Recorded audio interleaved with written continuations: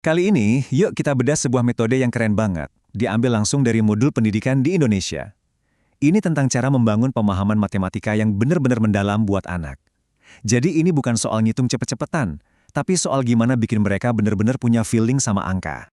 Oke, langsung ke pertanyaan intinya ya. Pertanyaan yang mungkin sering banget ada di kepala kita, entah sebagai orang tua atau guru. Gimana sih caranya biar anak itu nggak cuma sekedar hafal rumus, tapi benar-benar paham konsepnya? Gimana kita bisa bangun fondasi matematika yang kokoh buat masa depan mereka? Jawabannya ternyata ada di sini, di pemahaman yang sangat sederhana ini.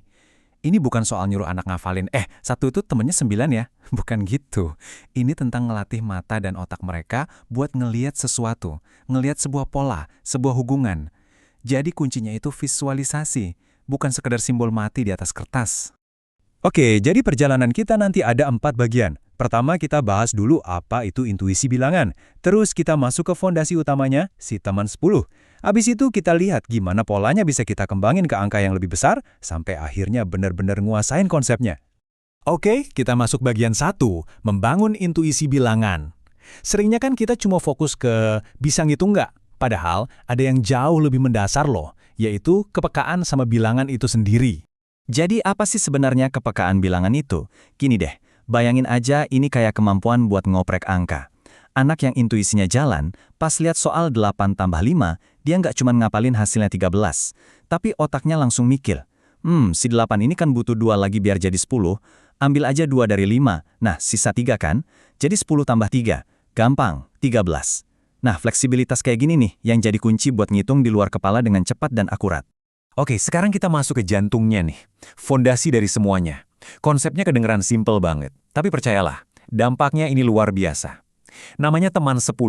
Pasangan-pasangan bilangan yang kalau dijumlahin hasilnya pas 10. Tapi cara ngajarinnya juga nggak asal-asalan loh. Metode ini pakai 3 langkah jitu dalam pendidikan. Konkret, gambar, dan abstrak. Ini tuh kayak jembatan gitu, yang ngebantu anak pindah dari megang barang beneran ke ngeliat gambar, sampai akhirnya bener-bener ngerti simbol matematika. Yuk kita intip 2 tahap pertamanya. Di tahap konkret, anak-anak tuh pakai benda nyata, kayak tutup botol ini misalnya. Mereka bisa pegang, bisa pindah-pindahin, jadi benar-benar ngerasain kombinasi angkanya ya. Nah dari situ kita naik level ke tahap gambar.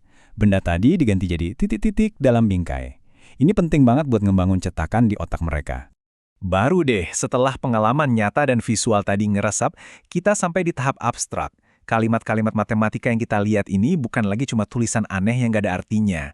Buat si anak, tulisan 3 tambah 7 sama dengan 10 itu sekarang ada ceritanya, ada maknanya. Kenapa? Ya karena mereka udah pernah ngerasain sendiri, ngebangun sendiri pakai tangan mereka. Oke, fondasi teman 10 udah di tangan ya. Sekarang, siap-siap, kita bakal lihat gimana fondasi yang simple ini ternyata jadi kunci sakti buat ngebuka pemahaman tentang angka-angka yang jauh lebih gede. Nah, ini dia bagian ajaibnya.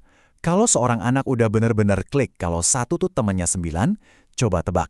Ngajarin kalau 10 tuh temennya 90, jadi gampang banget. Polanya tuh persis sama, cuma skalanya aja yang dikali 10. Ini loh momen aha yang kita cari-cari itu. Metodenya ini juga pinter banget loh.